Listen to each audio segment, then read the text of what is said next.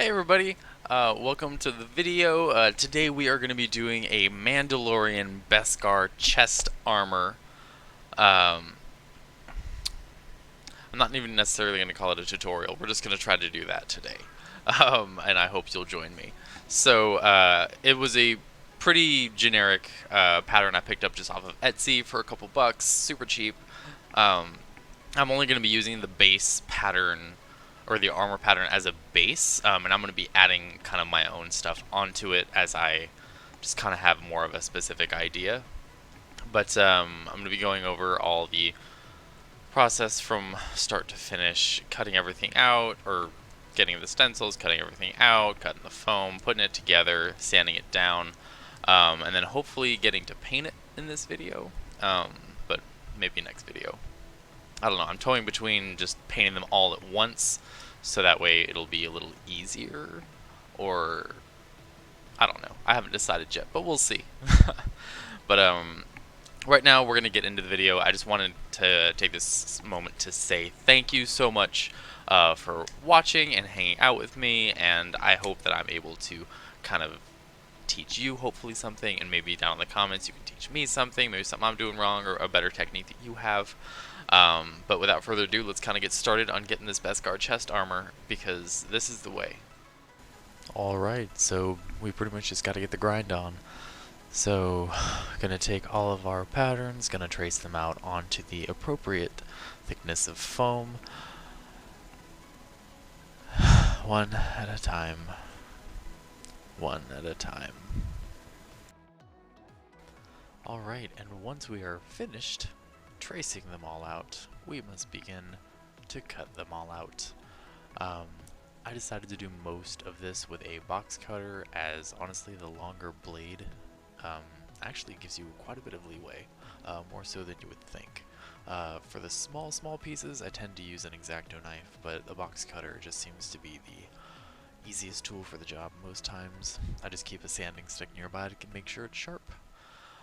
So once we have all of our pieces actually cut out, if I can stop dilly-dallying, we can get on to the assembly.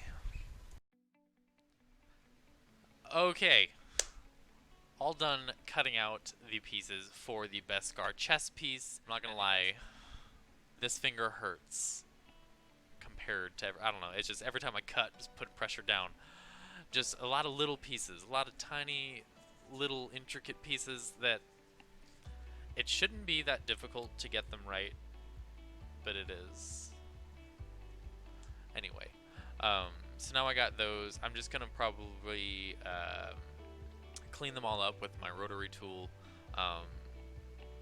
which of course I'll have to wear my gas mask or dust mask and everything like that, but just get all the edges cleaned up so that way they look much nicer, and then get ready to assemble it all together, and then probably do some more sanding, and then do some more stuff, and then some more sanding, and all the good stuff. But yeah, so I'm just gonna sand all the edges up, make sure they're nice and straight and even, so that way when I glue things together, everything comes together nice and cohesively, so that way our finished product will hopefully look something relatively decent. So I'm just gonna sand up all these pieces and then get things ready to get started on gluing. Alright, and now we get on to gluing, which is the worst and best part all wrapped up together. It smells god awful, I won't lie to you. I'm using Weldwood contact cement. I would prefer to use Barge, except it's just really expensive, so it's just kind of a work with what you got kind of deal. Contact cement seems to be the best job for anything that needs to put foam together permanently, so I'm just going to go ahead and put contact cement on both sides of the pieces that are going to be taped together, and I have everything sitting out in orientation so that way there's as little room for hiccups as possible, because one day eventually we all will glue the wrong piece to the wrong piece permanently and then sit there in silence and contemplation as we think about what we've done. Alright, but I gotta take a while for the glue to get all set, so time-lapse glue fun, yay!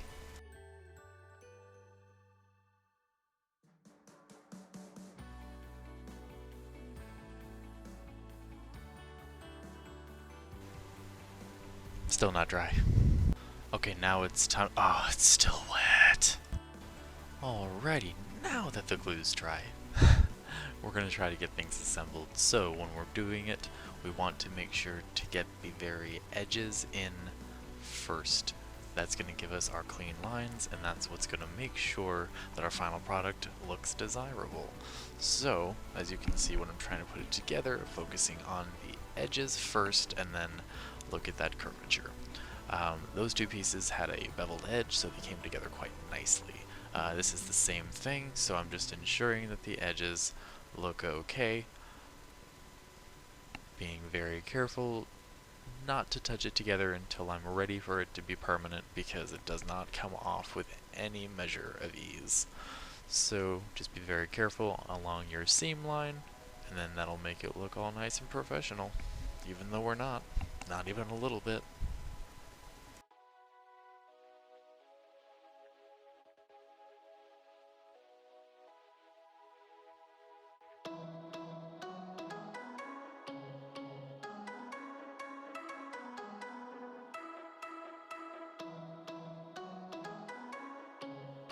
Alright, and as we go into round 2 of gluing to get the large pieces together, I want to take this opportunity to thank you for watching my video. Thank you so much for hanging out with me and enabling me to do things like this. I hope you'll consider following me on my other platforms. I do stream via Twitch and do craft stuff like this live on air, as well as I post a lot of my updates on Twitter, so you can check me out on Twitter at Seraph318,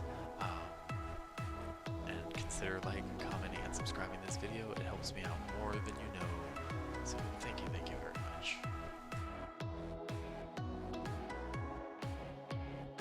Alright, now it's time to start getting the large pieces put together, but first I want to do some of the smaller pieces, just because for me it tends to be easier to do that first, so I can do the big things last, and then kind of makes it all come together all at once, giving that big yay moment that I always crave.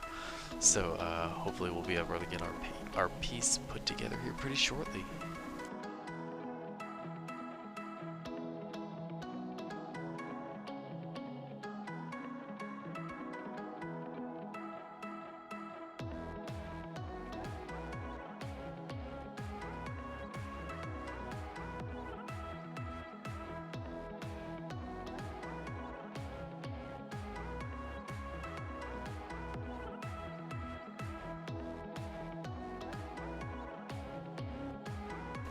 So I know in one of my previous videos I mentioned that I wanted to be a little bit more of an armored Mandalorian, a little more rugged look.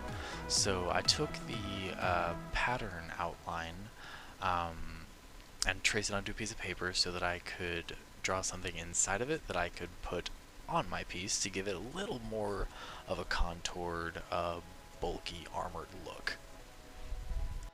Okay, so I have it all put together for the most part. I was just kind of toying with some ideas with the whole adding on the armored look.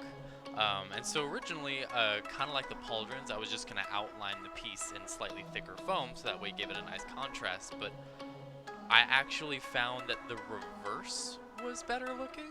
So, for instance, here I cut out the negative space of the pattern to kind of put it on there, and that way when I put it on there I'll kind of sand it down, that way it has a raised, more armored look, and I'll kind of make it peak around here. And I'm doing the same thing with the like the abdomen pieces as well, if I can stop dropping them everywhere. Okay, with the abdomen pieces as well, so that way I'll kind of glue them on there and then Dremel them down, so that way it'll be nice and smooth but also kind of raised, to a more armored look. And I'm really happy with that, because that was completely by accident. I was gonna do the opposite thing and just outline it, but when I did it I was just like, it didn't look quite right. But right when I put these on, I was just like, oh, okay, there it is. Like, I'm gonna try to sand it and make it all nice, but I'm excited now. And now that our accent pieces are all cut out, I'm gonna go over everything with the rotary tool to make the edges a little more realistic.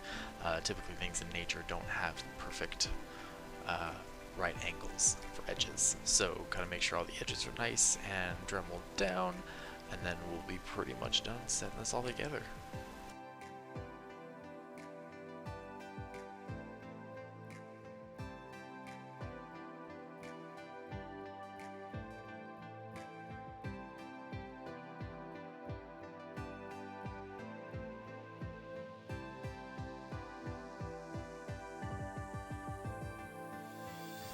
And to keep the cycle going, I went ahead and sanded everything down with the rotary tool once I had it glued on, so that way it had a much more blended look and didn't look unnatural.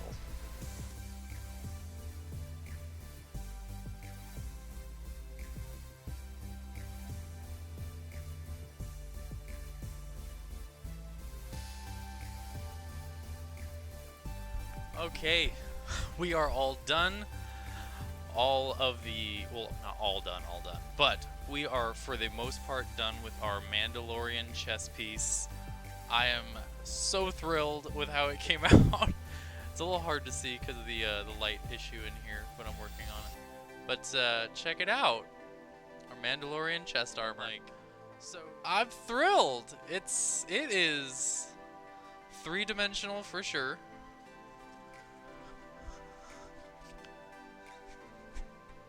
Oh, it fits. This is the way. This is the way.